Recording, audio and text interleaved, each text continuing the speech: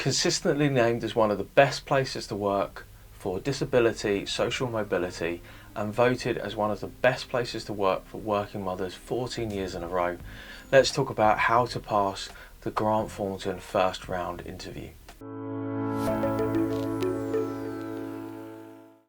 What's up guys, it's Mike from Job Ready English here with another video to help you get hired.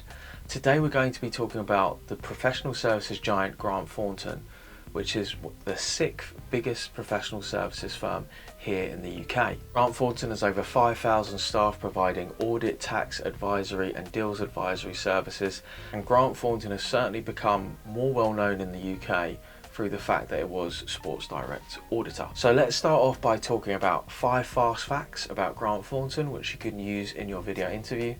Then I'm going to talk to you about what you can expect from the first round interview process, and finally we're going to be covering 8 common questions that you will probably get in your interview based upon our research from publicly available sources from candidates who successfully interviewed at Grant Thornton over the past couple of months. Let's get started with 5 fast facts about Grant Thornton. Fact number 1, Grant Thornton bases some of its application questions and interview questions around its core values, which are CLEAR, spelt with 2 R's, which stands for collaboration, leadership, excellence, agility, responsibility and respect. Fact number 2, in 2022 Grant Thornton reported earnings of just over £600 million, a 12% increase in net revenue from the year before. Fact number 3, in 2022 each of Grant Thornton's 212 partners recorded a revenue share of just over £575,000 each. Fact number 4, 96% of Grant Thornton's clients report that quality is the thing that they most like about their work from the company. And most of the inbound business for Grant Thornton report that this was the thing that attracted them most to working with Grant Thornton. Fact number 5, Grant Thornton has earned numerous awards, but 2 that really caught our eye was that they were top 10 employer for working families, and they were voted number 2 in the Social Mobility Index from the Social Mobility Foundation for giving opportunities for those from underrepresented minorities and social backgrounds. So what can you expect from the interview process for Grant Thornton? Well, actually, as we looked through the memories of well over 100 candidates who'd had successful interview experiences at Grant Thornton just this year, we found lots of different reports. Some people reported getting a video interview which was recorded with 3 questions. Others reported a live video interview through Microsoft Teams. Others got a 15-minute telephone HR screener interview, which was much more likely for those who are applying for professional roles with Grant Thornton. Some reported having to sit a basic numeracy test or an Excel test to prove their mathematical or software ability when it came to Excel. As a graduate, you would probably expect to sit a pre-recorded video interview. So here are the 8 most common questions we found that you can expect in your Grant Thornton video interview. Question number 1, why Grant Thornton? What's really important when answering these questions is that you pick out those 5 fast facts to structure your answer, and they should be unique facts about the company. That's something you can learn pretty easily yourself by going through their website or annual report, or if you want research that's already been done for you, check out over 90 facts that we've researched about Grant Thornton in the past interview back down in the link in the description below. Most common mistake that I find with these questions is that people give facts that are just way too generic. They'll say Grant Thornton would be a great company for me to learn and train, to work alongside a fantastic team at a world-class company. That's all well and good, and that may well be true, but there's certainly nothing unique or specific about those facts. And when thinking about, well, is this unique and specific, you just have to think, well, could I say this for one of their competitors? If the answer is no, then that you know that that fact is specific to the company itself. Question number 2, why do you want to do this role? Now, when answering this question, it's always handy to have a job description to hand.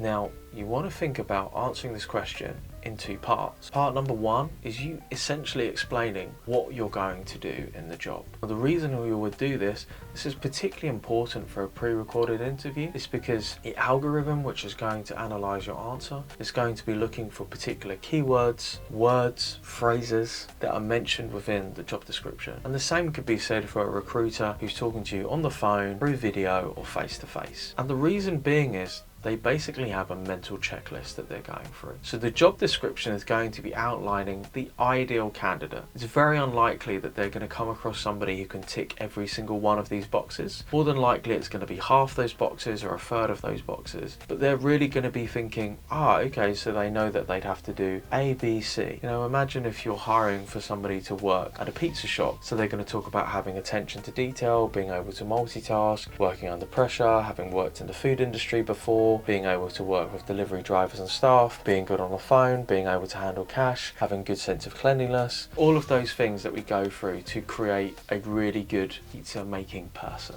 right? And it's exactly the same whatever the job is. The second part of your answer is you relaying, I would say, 3 really good skills plus experiences that you can see are super important from the job description.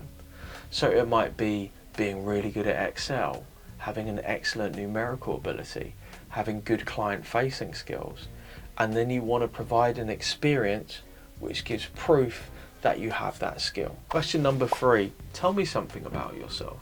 Now this is very similar to tell me about yourself, and I would probably answer it in exactly the same way. Tell me about yourself is a great question that you can practice and prepare for over and over again. And if you check out our free downloads down below, you can get a free worksheet that breaks down the 6 parts that I'm going to go through. A really good personal introduction is, who are you and what are you doing now? What have you done in the past? What would you like to do in the future? What's your work experience, extracurriculars and volunteering activities? And finally, what are your skills and interests? You want to rattle through this in about 2 minutes, so it's really only about 20 seconds a piece. But it could be something as simple as saying, hi, my name's Mike, I'm currently a 3rd-year bachelor's student in mathematics, studying at Edinburgh University. Prior to this, I was at such and such a place. I would like to do this job. I currently work as a kitchen assistant at KFC, doing these things. I'm also a member of my local football team, where I do these things, and I speak 2 different languages, I enjoy hiking, and I'm really good at Excel. Your personal introduction can be as complicated or as simple as you like it, but it's really just a condensed version of your CV. Question number 4, what are your strengths and weaknesses? Now, particularly if you're answering this question and you're being timed, I would advise that you pick 2 strengths, 1 weakness. First of all, we want to look good. We're going to pick double the strengths, right? Second thing that we want to think about with this is that strengths are quite simple to choose. They're just from one of the key skills that are needed from the job description, and then providing an experience to this. Very similar to when we're answering why this job. For your weakness, this is something that people really consistently struggle to pick out. My advice to you is don't think about it as a weakness, think about it as a lesson. So an example that I've used very often in the past interview videos is for myself being disorganized. Now, on the face of it, you might think, well, that's a terrible weakness to give if you're applying for a job. They're not going to want to hire me. But never fear, because I'm not saying that I'm disorganized now. I'm saying that I have been disorganized. So in the past, I have been disorganized, and obviously this is something that had a negative impact both on the business and also our clients. So one weekend I sat down and I really resolved that I wanted to get this sorted, which means I have set days to do set things. I try to reduce the amount of time that I spend in meetings. I make sure to chunk things in particular days, so each day is assigned with a particular task or project, and that's helped me to be much more organised, and we've created some impressive result. Question number 5, give me an example of your leadership experience. So you're going to want to answer this question using the STAR format, which is situation, task, action, result. Now the situation and the task doesn't really matter so much, but I do advise, if you have work experience, that you use that work experience. Now, graduates and interns in particular can be a little bit shy about using work experience that they don't believe is relevant to the job, but all work experience is relevant. Now, you might say, well, I've never held a leadership or a management position, but really you've probably had to lead yourself. You have to manage yourself, otherwise you're not going to get anything done. So that's a really simple example that you can use, or just where you've had to lead a team to do a group project, or maybe you've had to lead a team in some other form or fashion, or organize an event, something that you've done. It doesn't have to be massive, and it doesn't have to be super high powered, but really what we're talking about when it comes to leadership is that you know your outcome, you know your resources, you manage your resources, you're there to fill in the gaps, and you're there to help everybody else and probably work harder than anyone else. Question number 6, what is the greatest challenge that you've had to overcome? Now, I strongly advise you to use a challenge that is genuine. Now, what I mean by this is very often I'll see people pick out examples which don't really seem like a big challenge, but they want to make it related to work. It could be when you failed an exam at school. It could be coming to the UK to study. It could be something that you'd have to overcome in your personal life. But I think the more true and genuine it is, the better you're going to be able to communicate this, and the more confident you're going to sound in your answer. Don't diminish the challenges that you have inevitably faced to get to the point where you are today. Share them, and I think people will really empathize and warm to you. Question number 7, where do you see yourself in 5 years? Now, any company, whether it be Grant Thornton, a big or a small company, is going to want to really feel out that people are going to want to stay for the long term, because there's a tremendous amount of money and time that gets invested into people.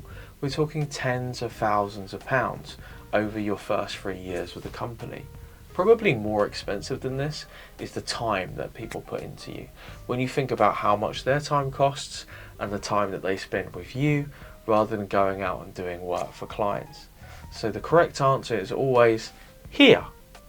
Wherever I'm going to be within the hierarchy, so probably you'd be a manager by this point, maybe you'd be running your own projects, own teams, and having an elevated sense of personal responsibility.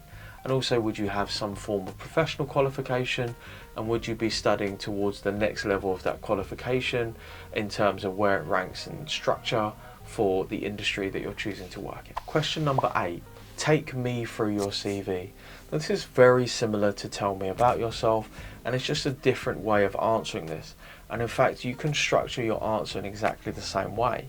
You can talk about what you're doing now, your work experience, your extracurriculars, and finally your skills and interests. And that's exactly how we structure our CVs.